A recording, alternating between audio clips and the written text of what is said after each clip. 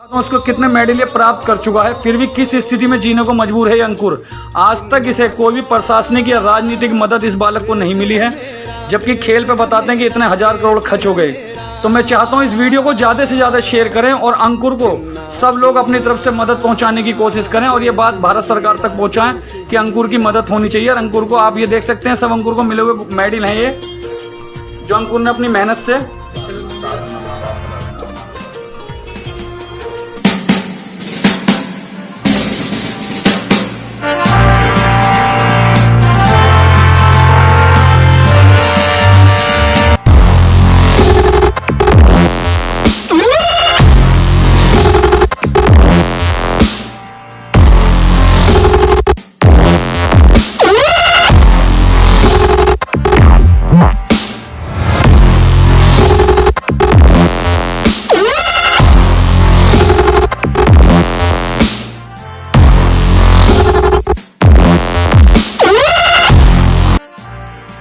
आप सभी को नमस्कार। मैं रतनपाल भारती और आप देख रहे हैं सलाम अपडेट।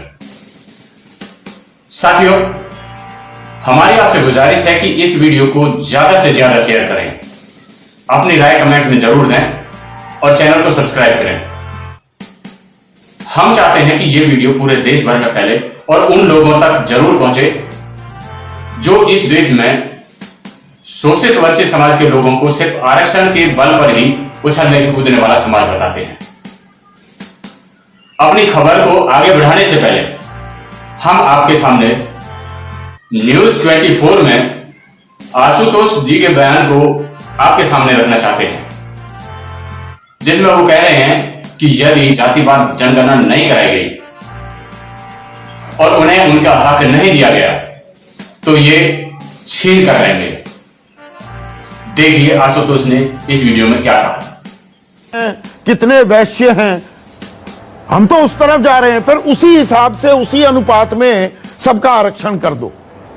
ये उस राह पर चल पड़े हैं क्या? संदीप, सबसे पहले तो मैं आपको, आपके दर्शकों से और आपके पैनलिस्ट से पहले तो मैं माफी चाहता हूं। माफी इसलिए चाहता हूं क्योंकि मैं जो बात कहने जा रहा हूं वो सबको बुरी लगेगी। मुझे लगता है कि जाति भाव समाज में बढ़े तो बहुत अच्छा है। अगर इस देश के अंदर पिछड़े अपने हक की मांग करें, दलित अपने हक की मांग करें, आदिवासी अपने हक की मांग करें, तो उसको फौरन जातिवादी करार दिया जाता है। देखिए, लोग जातिवाद कर रहे हैं। लालू यादव, मुलायम सिंह यादव, मायावती, काशीराम अगर अपने वर्ग के लोगों के, अपने समाज के लोगों के हक की बात करते हैं तो इनको विशुद्ध तौर पर जातिवादी करार दिया जाता है। और जिस तरीके से इनका नाम लिया जाता है, लालू को ललुआ कहा जाता है, मुलायम को मुलायमा कहा जाता है, मायावती को मायावतिया कहा जाता है, काशीराम काशीरमा कहा जाता है। क्या इनके आने के पहले इस देश में जातिवाद नहीं था? क्या जातिवाद तो बुरी तरीके से था। क्या ब्राह्मण लोग अपनी शादी किसी और जात में करते थे? क्या यादव किसी और जात में शादी करते थे? क्या वहां तो गोत्र भी देखा जाता था। तो जब जाति इस देश की सच्चाई है, हम उससे मुंह क्यों मोड़ रहे हैं? पहली बात तो ये। दूसरी बात, आज लोकतंत्र का तकाजा है तो देश के प्रधानमंत्री भी कहते हैं हमारी कैबिनेट में 27 लोग तो पिछड़ी जाति के हैं। उत्तर प्रदेश के अंदर चुनाव जीतना है तो आप कहते हैं 7 मिनिस्टर्स हमने लिए, 6 उसमें पिछड़े और दलित तबके के हैं। मेरा सवाल यह कि हिंदुस्तान की जुडिशरी में कितने प्रतिशत पिछड़े और दलित हैं? वहां पे आरक्षण क्यों नहीं होना चाहिए? आप बता दीजिए। मौजूदा सुप्रीम कोर्ट में एक डेटा निकलना चाहिए, आजादी के बाद से अब तक कितने जजेस हैं जो दलित हुए, उसमें से कितने जजेस चीफ जस्टिस ऑफ इंडिया बने, हिंदुस्तान के फॉरेन सेक्रेटरी कितने दलित बने, कितने पिछड़े बने, हिंदुस्तान के होम सेक्रेटरी कितने दलित बने, हिंदुस्तान के कैबिनेट सेक्रेटरी में कितने लोग दलित बने, हिंदुस्तान के वाइस चांसलर में कितने दलित, कितने पिछड़े बने। तो अगर आप हिंदुस्तान की आबादी के 80% लोगों को किनारे करके सारी सत्ता की मलाई अपर कास्ट रखना चाहता है तो ये तो नहीं चलेगा। तो और जब वो पिछड़े गरीब नहीं है, अपर कास्ट में पिछड़े नहीं है, अपर कास्ट में ऐसे लोग नहीं है, जो सामान्य वर्ग है उसका दायरा सिकुड़ता चला जाएगा। मेरा सवाल वही, फिर तो आपकी जाति के आधार पर इस देश को पूरे को बांट दो कि इतने प्रतिशत ये लोग, इनको इतने प्रतिशत नौकरियां मिलेंगी। ये तो करना पड़ेगा। आज नहीं करोगे, कल आपको करना पड़ेगा। 1990 के पहले, मंडल कमीशन लगाने के पहले कोई ये बात नहीं सोचता था, लेकिन मंडल कमीशन लगाने के बाद तो मतलब मेरिट के कोई मायने नहीं, मेरिट के कोई मायने नहीं। आपका जितनी आबादी उसी अनुपात में नौकरियां मिलेंगी। मेरिट एक इतना बड़ा तिलस्म, इतना बड़ा छलावा है जिसको जितनी जल्दी हम छोड़ दें तो बहुत अच्छा है। इस देश के अंदर मंडल कमीशन लागू हुआ 1991 के बाद से। हिंदुस्तान ने प्रगति किया, हिंदुस्तान पीछे चला गया? आप मुझे बताइए, हिंदुस्तान के अंदर जब कोएलिशन पॉलिटिक्स थी तब हिंदुस्तान की जीडीपी आगे बढ़ी या पीछे चली गई? ये जो कहा जाता है कि मेरिट तो फिर आप जिंदगी भर जो विकास हुआ वो आर्थिक सुधारों के चलते हुआ या सामाजिक सुधार के चलते हुआ? अभी उदित राज कह रहे हैं प्राइवेट सेक्टर में कितनी रिजर्वेशन है? ज्यादा विकास तो सकल घरेलू उत्पाद में विकास दर में इजाफा जो हुआ वो तो कॉर्पोरेट इंडिया के चलते हुआ ना, वहां कौन सी रिजर्वेशन है? मुझे लगता है जितनी जल्दी कॉर्पोरेट इंडिया में पिछड़ों और दलितों को भागीदारी मिल जाए उतना अच्छा है, नहीं तो छीन लेंगे ये लोग।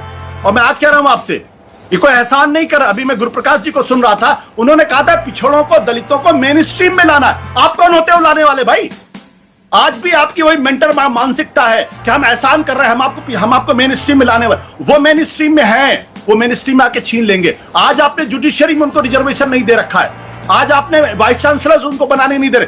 हिंदुस्तान की तमाम यूनिवर्सिटीज को आप देख लीजिए, वहां पे प्रोफेसर की संख्या अगर आप निकाल लीजिए, उसमें जाति विशेष के लोगों का 90% कब्जा है और बाकी की जो 80% आबादी है उनको 10% भी रिप्रेजेंटेशन नहीं। क्यों? आप साउथ अफ्रीका की क्रिकेट टीम का उदाहरण लीजिए, अभी लेटेस्ट उनका गाइडलाइन है ये। उन्होंने कहा 2022 के बाद से 11 में से 7 लोग कलर्ड होंगे, जिसमें से 7 लोग कलर्ड होंगे, 4 व्हाइट होंगे। साउथ अफ्रीका की क्रिकेट टीम कमजोर है क्या?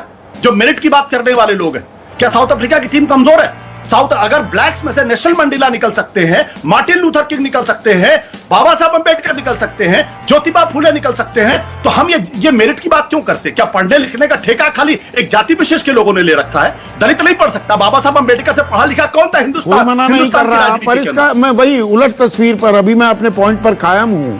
प्रोफेसर बद्री नारायण, फिर सामान्य वर्ग, उसमें जो गरीब हैं, जो हाशिए पर पड़े हुए लोग हैं, वो मुंह ताकते रहे।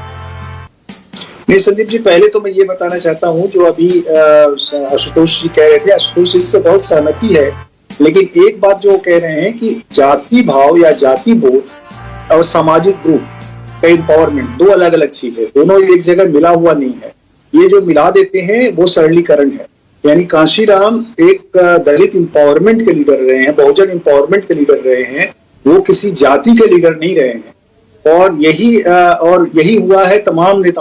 साथियों, आपने देखा कि किस तरीके से आशुतोष ने आप लोगों को भी बताया, न्यूज 24 के पत्रकार संदीप चौधरी को बताया कि यदि शोषित वंचित समाज को एक तरफ धकेलने का काम आप लोग करेंगे तो वो समय दूर नहीं है जब इनके अंदर की प्रतिभाएं आपसे वो अधिकार छीन लेंगी जिनकी ये सच्चे मायने में अधिकारी हैं। साथियों, अब हम मिलाते हैं आपको एक ऐसी प्रतिभा से जिसने लाखों परेशानियों के बावजूद अपने घर को घर नहीं बल्कि एक म्यूजियम बना दिया, जिसमें चारों तरफ मेडल्स ही मेडल्स हैं, ट्रॉफियां ही ट्रॉफियां हैं और उसके द्वारा जीते गए इनाम ही इनाम रखे हुए हैं। उसके परिवार में जितने सदस्य हैं उनके काम का जो सामान है वो कम है, बल्कि उस बच्चे के द्वारा जीते गए मेडल्स ज्यादा है। भाइयों, मैं अज्जू पंडित और आज आपको एक ऐसी चीज दिखाने जा रहा हूं कि हमारे प्रतिभा कैसे कैसे घरों में छुपी हुई है और बच्चे कितनी मेहनत कर रहे हैं, लेकिन आर्थिक मदद की वजह से उन्हें कितनी दिक्कतें होती हैं। फिर भी ये बालक जो है हमारा अंकुर जो है, देखो इतनी मेहनत कर रहा है कि 15 अगस्त को सुबह 3:30 बजे 100 किलोमीटर की रेस लगाएगा और मैं आपको दिखाता हूँ उसको कितने मेडल प्राप्त कर चुका है। फिर भी किस स्थिति में जीने को मजबूर है ये अंकुर। आज तक इसे कोई भी प्रशासनिक या राजनीतिक मदद इस बालक को नहीं मिली है, जबकि खेल पे बताते हैं कि इतने 1000 करोड़ खर्च हो गए। तो मैं चाहता हूँ इस वीडियो को ज़्यादा से ज़्यादा शेयर करें और अंकुर को सब लोग अपनी तरफ से मदद पहुँचाने की कोशिश करें और ये बात भारत सरकार तक पहुँचाएं कि अंकुर की मदद होनी चाहिए। और अंकुर को आप ये देख सकते हैं, सब अंकुर को मिले हुए मेडल हैं ये, जो अंकुर ने अपनी मेहनत से। तो ये देखिए इतने मेडल तो ये हैं और मैं अभी आपको दिखाता हूँ। हमारे साथ जिला उपाध्यक्ष तरुण गोयल जी भी हैं, उनके भाई भी हैं और ये उनके पिताजी हैं। और घर की स्थिति आप देख रहे हो कि बालक इतनी बुरी स्थिति में रहने के बाद भी कितनी मेहनत कर रहा है तो मैं चाहता हूँ आप लोग ये राजमिस्त्री का काम करते हैं इनके पिताजी, तो मैं चाहता हूँ आप लोगों से कि इस वीडियो को ज्यादा से ज्यादा शेयर करें, ताकि सरकार से इस बच्चे को जरूर कोई ना कोई मदद, जितना हम फेसबुक पे और उस पर शेयर करेंगे। तो ये सब इस बच्चे ने अपनी मेहनत से कमाया हुआ है, जो मैं आपको सब दिखा रहा हूँ। देख सकते हैं आप लोग, ये देखिए,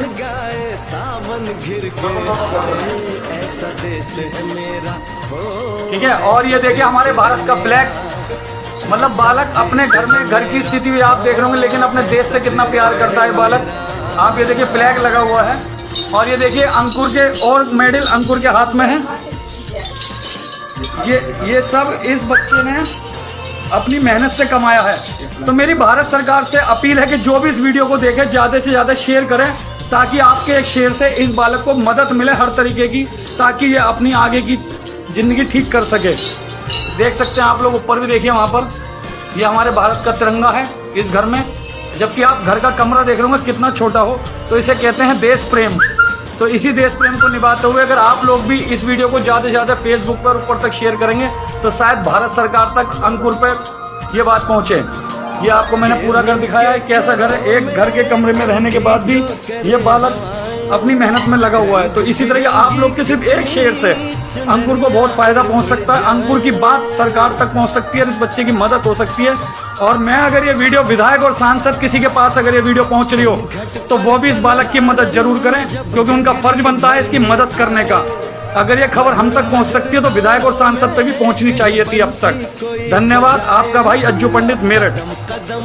आपने देखी ये वीडियो, इसमें इसके घर में जितने मेडल्स इसने सजा करके रखे हैं, जातिवादी मानसिकता के दम पर उछलने वाले लोग, जो खुद को सवर्ण कहते हैं या जो खुद को प्रतिभा के धनी कहते हैं,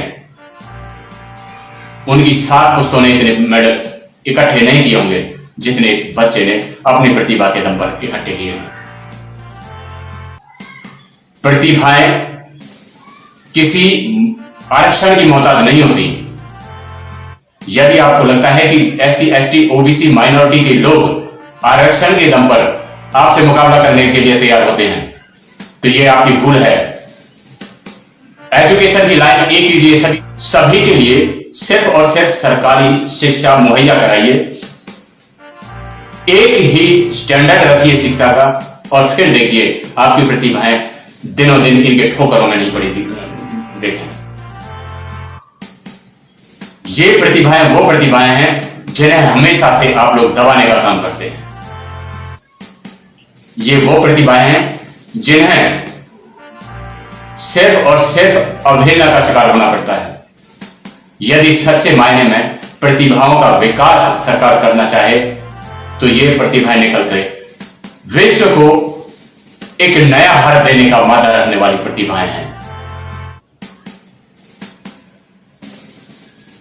इस बच्चे ने दावा किया है कि 15 अगस्त को सुबह 3:30 बजे उठकर 100 किलोमीटर की दौड़ लगाने की तैयारी कर रहा है।